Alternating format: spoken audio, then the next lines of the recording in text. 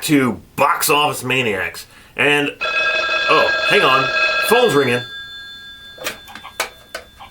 Hello? Oh, Hugh. Hugh? Yeah. Oh, no. Calm down, Hugh. He did go see it. No, I know he said he wasn't interested, but he did go. So just Okay. Stop yelling, Hugh. He's still your number one fan. Oh no, he is. He actually went out and got adamantium attached to his bones. See? What'd I tell you? Adamantium attached to his bones. Now that is a real fan. Okay. What did you think of the movie? Well, we're about to find out. I don't want to get in the way of your conversation now. Hugh's happy. So as long as he's happy. I'm not going to sit here and talk about what I thought of the other Wolverine movies, because we did an entire video just for that. But I'll say very, very briefly that I did not like the first one. I did not like the second one. And I had high hopes for this one because of all the reviews and the critics talking about it and everybody loving it. And the trailers look good. So I went into this with really high hopes. So I'm not going to talk about the other two either, other than to say I thought the first one was okay when I first saw it. But after watching it several times after that, it was terrible. Then the Wolverine, the second movie, came out, and I liked what they did in that film. I liked the story of that film because it was more around Wolverine, but the end of it was just terrible. It was just horrible. It ends up in a Power Rangers type of thing, and it was just stupid. So going into this one, yes, it looked like a good movie. Yes, from the trailers, and I didn't read any reviews. I don't care about anybody else's reviews. I don't care what anybody else thought of it. I don't care about any of that. So looking at it as the trailer, I really wasn't all that interested in it. And being burnt from the first two films, I really wasn't sure if I wanted to see this movie or not. So even when I got there and sat down in the seat, I really wasn't interested in seeing this film. But he did it for the fans. We did it for you guys so we could get on here and review it, because that's what we do. Now, knowing you, Vince, knowing the type of films you like, I kind of already almost know what you're going to say about this film. And if you don't say it about this film, I will be floored. But go ahead and say it anyway. I actually really enjoyed the movie a lot more than the first two.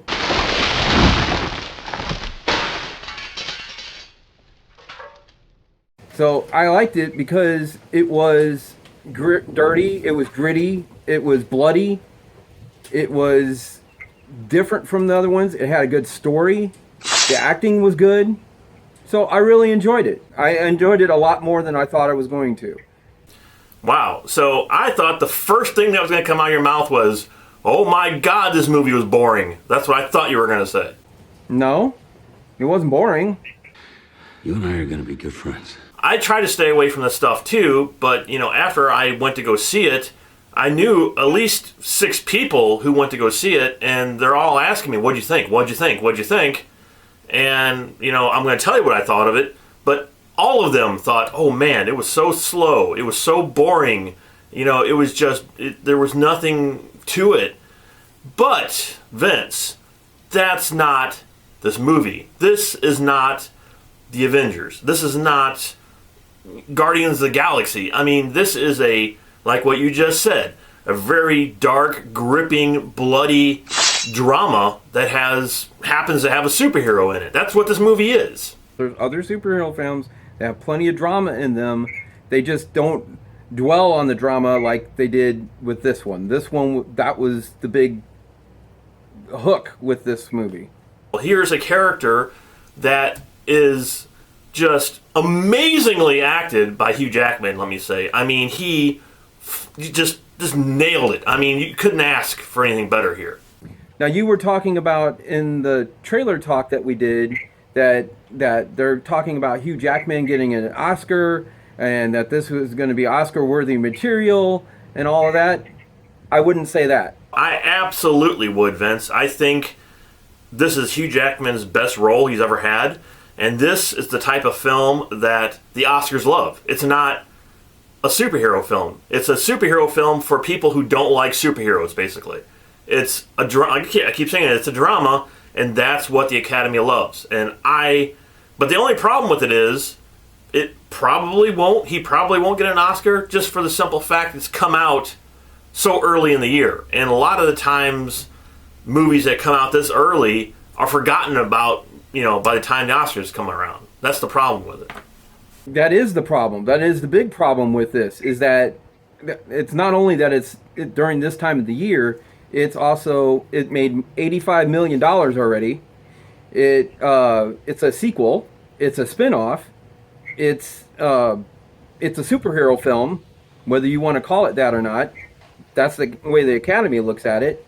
So, again, like I said in the trailer talk, they don't recognize any of that. So now, Vince, did you forget about that movie called Return of the King?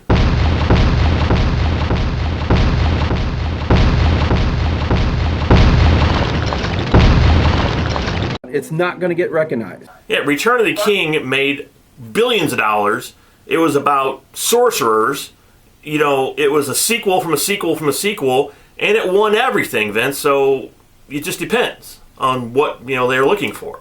That's one of my gripes about the Academy Awards, because I want this to win an Oscar. I want this to at least get nominated. I would love to see that. I want to see them prove me wrong. Go ahead and prove me wrong. I'm good with that.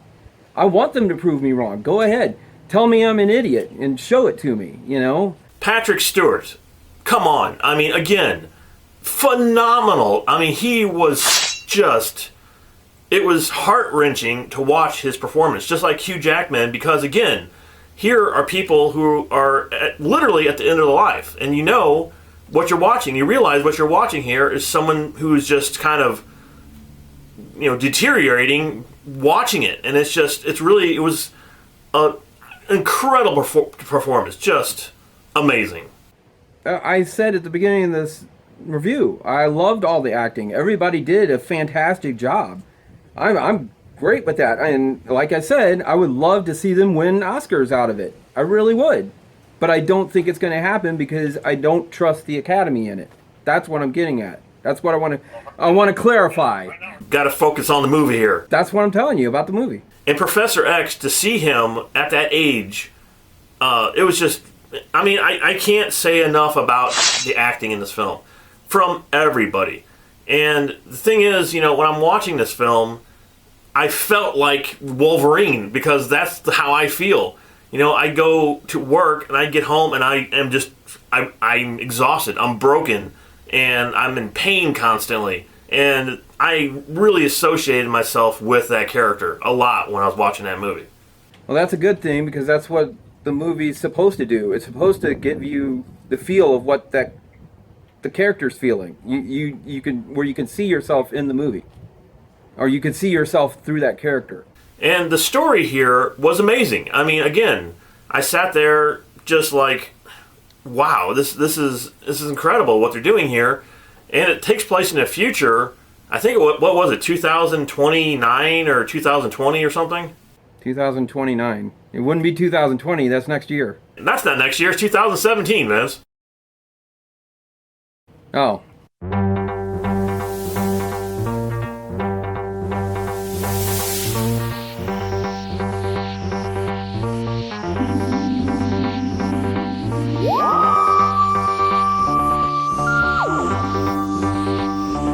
So the thing, too, about the film is the fact that, what I was kind of worried about was, they introduced the young girl in this film, and I thought it was going to be more or less Wolverine would be like, oh, hey, I got to take care of this little girl, and now blah, blah. But he didn't do that. He just didn't really care about the girl for the most part until the movie develops a little bit more.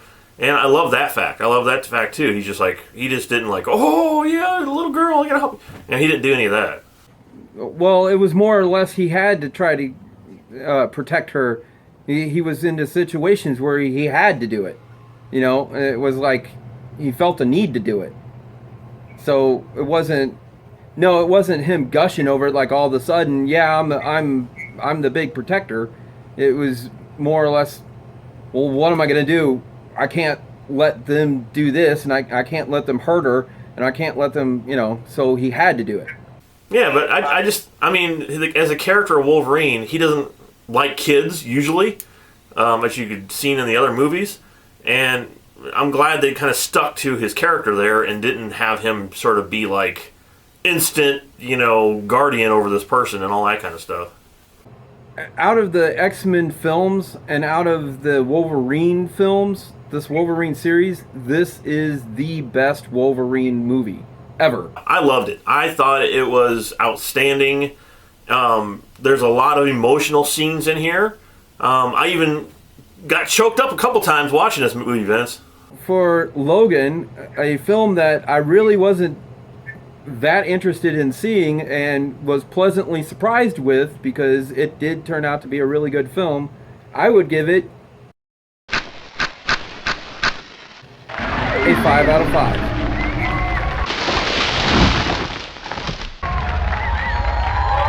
Yeah, and I also enjoyed the film. I can't wait to see it again because I didn't know what to expect from it. Like I said, I didn't know if it was going to be more of an action film, more of a drama, and it actually became more of the drama, and I'm like, oh, okay. So watching it again, and that's, I think, a lot of problems with people. Like I said, they thought it was slow and boring, but they didn't know that's what it was going to be. I think if they go back and watch it again, they'll like it a lot better. So for me, I will give it a 5 out of 5. Best Wolverine movie ever. But I would say that those people that thought that also were probably thinking, okay, well, it's Wolverine. It's like the other Wolverine films, which had a whole lot more action in it, not a whole lot of story, and the story that those had in it was not that great anyway. So they were probably already had that mindset, and then they went and saw this, and it wasn't like that at all. That's what I mean. They need to give it another chance. They need to watch it again, knowing what it is now. Yeah, I would agree with that. Give it another chance. Try it again. But I liked it. I mean, I did. I can actually say I really did enjoy myself with this one. I really actually liked this one a lot.